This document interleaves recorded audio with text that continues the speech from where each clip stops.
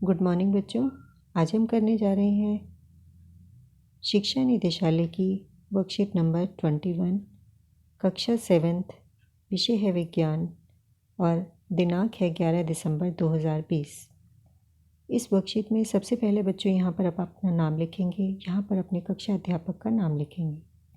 हमारे इस वर्कशीट में आज का टॉपिक है हमारा मानव में पाचन, यानी जो भोजन हम खाते हैं वो भोजन किस तरीके से हमारे शरीर के अंदर पचता है, कौन कौन से अंग हैं जो इस भोजन के पाचन में हमारी मदद करते हैं, इसके बारे में हम अपने आज की इस वर्कशीट में जानेंगे। सबसे पहले जो हमारा भोजन का पाचन जो शुरू होता है बच्चों, वो शुरू होता है हमारे मुंह से, मुख एवं मुख गुहिका। तो सबसे पहले हमारा जो पाचन अंग है वो है मुख एवं मुख गुहिका। यहाँ पर क्या होता है, भोजन का ग्रहण, यानी भोजन को हम यहाँ से ग्रहण करते हैं मुंह से, और आहार का शरीर के अंदर जाने की जो क्रिया है उसको हम अंतर्ग्रहण कहते हैं, यानी मुंह के द्वारा भोजन को अंदर ग्रहण करने की जो क्रिया है उसको अंतर्ग्रहण कहेंगे। जब भोजन का अंतर्ग्रहण हो जाता है तो मुंह के अंदर हमारी जीभ भी होती है।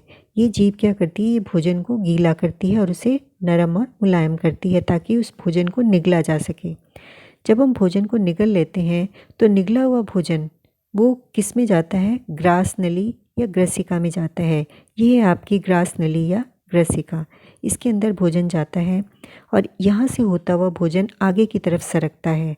ग्रसिका की जो दीवार होती है उसमें वो सिकुड़ती है और फैलती है। उसके संकुचन से, संकुचन का मतलब होता है सिकुड़ना, संकुचन से भोजन नीचे की ओर सरकता जाता है।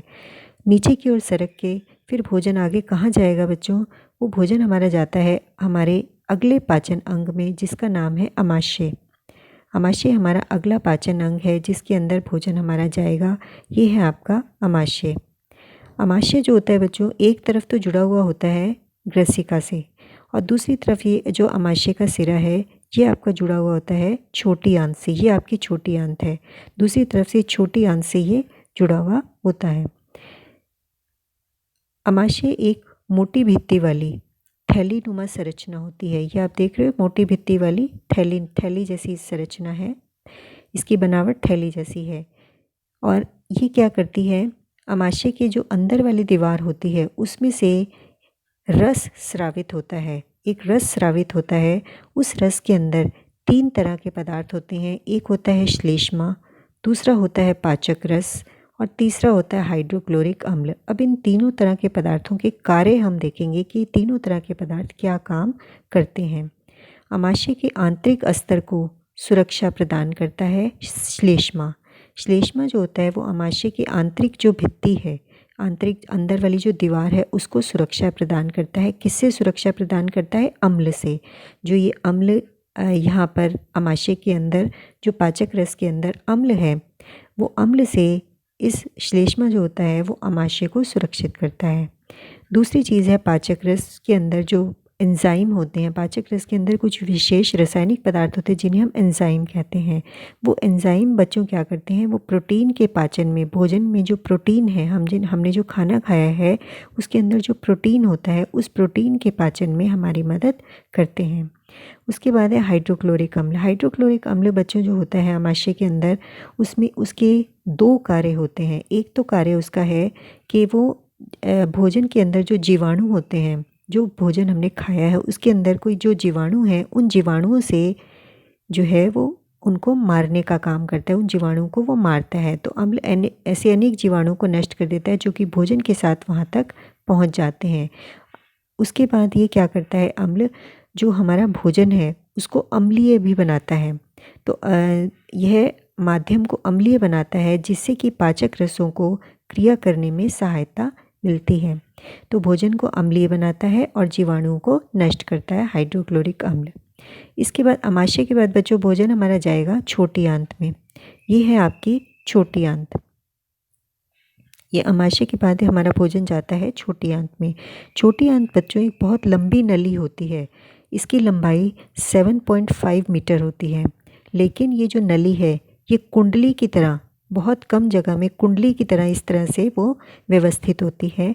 और इसके अंदर, छोटी आंत के अंदर 2 ग्रंथियाँ, एक है यकृत आप देख रहे हो यहाँ पर और एक है अग्न्याशय। ये आपका यकृत है, जो रेड से दिखाया हुआ है ये आपका यकृत है। और यहाँ पर है अग्न्याशय, ये अमाशय के पीछे की तरफ ग्रीन वाला आप देख रहे हो पोर्शन, वो आपका अग्न्याशय है। ये दोनों ग्रंथियाँ होती हैं बच्चों, यकृत और अग्न्याशय, ये दोनों ग्रंथियाँ हैं। और ये दोनों ग्रंथियाँ क्या करती हैं, ये छोटी आंत के अंदर अपने रस को मिलाती हैं। इनमें से भी एक प्रकार का रस निकलता है दोनों में से, और ये दोनों अपने अपने रस को छोटी आंत में मिला देती हैं। अब यकृत के अंदर जो रस निकलता है वो क्या करता है, तो यहाँ पर आप देखेंगे, यहाँ लिखा हुआ है यकृत में जो रस निकलता है वो क्या करेगा।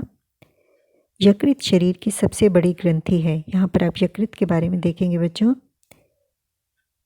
यकृत हमारे शरीर की सबसे बड़ी ग्रंथि है, और इसमें से जो रस निकलता है उसको पित्त रस कहते हैं। तो पित्त रस इसमें से निकलता है, और पित्त रस जो होता है वो एक थैली में इकट्ठा होकर रहता है, थैली में संग्रहित होता रहता है, जिसे हम पित्ताशय कहते हैं। तो यकृत से जो रस निकलता है उसको पित्त रस कहेंगे। और पित्त रस जो होता है, यहाँ पर एक थैली होती है, उस थैली के अंदर ये जो रस है वो इकट्ठा होकर रहता है। और इस रस का क्या काम होता है बच्चों, पित्त रस जो होता है वो वसा के पाचन में, हमारे भोजन के अंदर जो वसा है उसके पाचन में ये महत्वपूर्ण भूमिका निभाता है, यानी वसा के पाचन में मदद करता है। ये तो हो गई यकृत की बात। और ये जो यकृत अपने रस को किस में मिलाएगा, छोटी आंत में। इसी तरह से बच्चों दूसरी ग्रंथि है अग्न्याशय, जो कि अपने रस को छोटी आंत में मिलाएगी।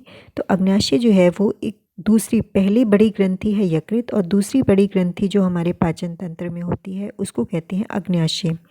अग्न्याशय जो होता है अमाशय के ठीक नीचे स्थित होती है। यहाँ पर आप देख रहे हो अमाशय के नीचे जो है ये ग्रीन कलर की जो है ये आपका दिखाया हुआ ये अग्न्याशय है, अमाशय के ठीक नीचे होती है। और इसमें से जो रस निकलता है उसको अग्न्याशिक रस कहते हैं। अग्न्याशिक रस जो होता है बच्चों वो दो प्रकार के पदार्थों का पाचन करता है। एक करता है कार्बोहाइड्रेट का, जो कि हमारे भोजन के अंदर होता है, और दूसरा होता है प्रोटीन। इन दोनों के पाचन में ये मदद करता है। अग्न्याशय में से जो रस निकलता है उसके लिए मैं आपको बता रही हूँ कि अग्न्याशय में से जो रस निकलता है वो कार्बोहाइड्रेट और प्रोटीन के पाचन में मदद करता है। कार्बोहाइड्रेट जो है वो किस में बदल जाता है, जब इसका पाचन हो जाता है तो कार्बोहाइड्रेट बदल जाता है शर्करा में, कार्बोहाइड्रेट शर्करा में बदल जाता है, और वसा जो होता है वसा अम्ल और ग्लिसरॉल में बदल जाती है। और प्रोटीन जो होती है वो किस में बदल जाती है, एमिनो अम्ल में। तो इस तरीके से भोजन का पाचन जो है वो यहाँ पर पूरा हो जाता है कहाँ पर, छोटी आंत में। तो छोटी आंत में भोजन के अंदर जितने भी पोषक तत्व होते हैं, सभी पोषक तत्वों का जो है वो पाचन पूरा हो जाता है। उसके बाद छोटी आंत के बाद हमारा भोजन जो है वो कहाँ पर पहुँचता है, छोटी आंत के बाद हमारा भोजन जाएगा, छोटी आंत में जब हमारे भोजन का पाचन पूरा हो जाता है, यहाँ देखेंगे बच्चों छोटी आंत में से एक जो है अपना रस भी निकलता है। पचा हुआ भोजन अवशोषित होकर क्षुदांत्र की भित्ति में रुधिर वाहिका में चला जाता है। जब भोजन का पाचन छोटी आंत में पूरा हो जाता है तो वो किस में चला जाता है, जो छोटी आंत के आसपास कुछ रुधिर वाहिकाएँ होती हैं, तो रुधिर वाहिकाओं के अंदर पचा हुआ भोजन चला जाता है। और इस प्रकरण को हम क्या कहते हैं, अवशोषण। तो रुधिर वाहिकाएँ जो होती हैं जब उस भोजन का अवशोषण कर लेती हैं तो अवशोषित होकर भोजन हमारे शरीर की हर एक कोशिका के अंदर पहुँच जाता है। क्षुदांत्र की आंतरिक भित्ति में उंगली के समान रचनाएं होती हैं, जिन्हें हम दीर्घरोम या रसांकुर कहते हैं। यानी क्षुदांत्र की जो अंदर वाली भित्ति होती है, अंदर वाली जो, जैसे ये क्षुदांत्र है छोटी आंत, उसकी जो दीवार होती है, उसकी अंदर वाली जो दीवार भित्ति जो होती है उसमें उंगली की तरह की ऐसी रचनाएं होती है, और इन रचनाओं को हम क्या कहते हैं, दीर्घरोम कहते हैं। दीर्घरोम क्या करता है बच्चों, ये भोजन के अवशोषण की जगह को बढ़ाता है, भोजन के अवशोषण क्षेत्र को बढ़ाता है। तो दीर्घरोम पचे हुए भोजन के अवशोषण हेतु क्षेत्र को बढ़ा देते हैं, और भोजन का वह भाग जिसका पाचन या अवशोषण नहीं होता है वो वृहदांत्र में भेज दिया जाता है। वृहदांत्र का मतलब होता है बड़ी आंत। तो ये देखिए यहाँ पर चित्र में आपको बड़ी आंत भी दिखाई दे रही होगी। ये आपकी, ये आप देख रहे हो, ये बीच में ये छोटी आंत है, यहाँ पर ये आपकी छोटी आंत है, और इसके आसपास ये है आपकी बृहदांत्र। तो जो भोजन पच जाता है वो आपका शरीर के अंदर अवशोषित हो जाता है, और अनपचा भोजन जो होता है, जो भोजन नहीं पच पाता है, वो बड़ी आंत के अंदर चला जाता है, बृहदांत्र में चला जाता है। बृहदांत्र के बारे में यहाँ पर देखेंगे। वृद्धांत्र के बारे में क्या लिखा हुआ है। वृद्धांत्र का मतलब है बड़ी आंत।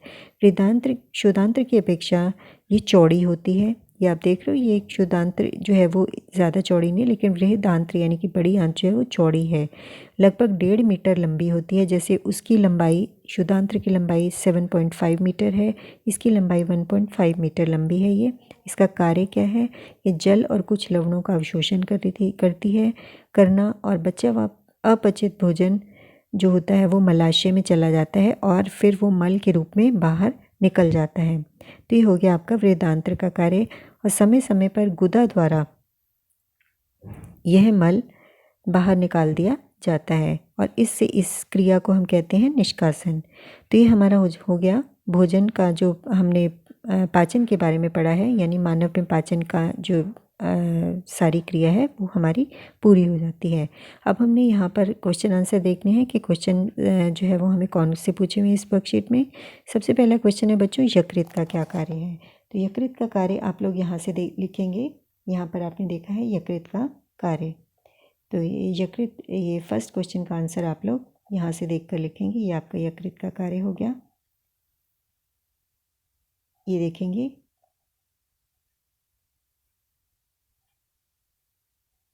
ये देखिए बच्चों, ये है आपका यकृत का कार्य यहाँ पर। ये आपका क्वेश्चन नंबर 1 है। तो ये क्वेश्चन नंबर 1 का आंसर हो जाएगा। उसके बाद है क्वेश्चन नंबर 2। क्वेश्चन नंबर 2 में हमें पूछा हुआ है पाचन तंत्र के कौन से भाग द्वारा ये क्रियाएं संपादित होती हैं। जीवाणु नष्ट करना, तो जीवाणु कौन नष्ट करता है, हमारे कौन से भाग के द्वारा जीवाणु नष्ट होता है, ये है अमाशय। जीवाणु को नष्ट करना कहाँ पर होता है, अमाशय। अमाशय में जो हमारा हाइड्रोक्लोरिक अम्ल है वो जो है वो जीवाणुओं को नष्ट करता है। भोजन का संपूर्ण पाचन किस अंग में होता है, संपूर्ण पाचन वो होता है छोटी आंत में। तो इसका आंसर आप लोग क्या लिखेंगे, छोटी आंत। ये आपका हो जाएगा छोटी आंत। उसके बाद है दीर्घरोम या रस अंकुर किसे कहते हैं। तो दीर्घरोम या रस अंकुर के बारे में आप लोग यहाँ से लिखेंगे। ये आपका यहाँ पर लिखा है, क्षुदांत्र की आंतरिक भित्ति पर उंगली के समान उभरी हुई संरचनाएं होती हैं जिन्हें दीर्घरोम या रस अंकुर कहते हैं। तो यहाँ तक ये आपका हो जाएगा क्वेश्चन नंबर 3 का आंसर। उसके बाद है क्वेश्चन नंबर 4, मानव पाचन तंत्र का एक स्वच्छ एवं नामांकित चित्र बनाइए। तो ये इसका मानव पाचन तंत्र का चित्र, वैसे तो बच्चों आपकी वर्कशीट में ये देखिए ये बना हुआ है, सेंटर में पूरा आपका चित्र बना हुआ है, लेकिन यहाँ से ये आपको चित्र जो है वो थोड़ा क्लियर नहीं होगा, इसलिए मैं आपको ये चित्र जो है यहाँ पर आप देख सकते हैं। यहाँ पर आपको ये मानव पाचन तंत्र का पूरा चित्र, नामांकित चित्र है। इस चित्र को आप लोग बनाएंगे तो ये आपका हो जाएगा लास्ट क्वेश्चन जो है आपका, उसका आंसर ये वाला आपका हो जाता है। तो इस तरीके से बच्चों ये वर्कशीट आपकी कंप्लीट हो जाएगी, कंप्लीट हो चुकी है। तो ये आशा करती हूँ आपको ये वर्कशीट समझ में आ गई होगी।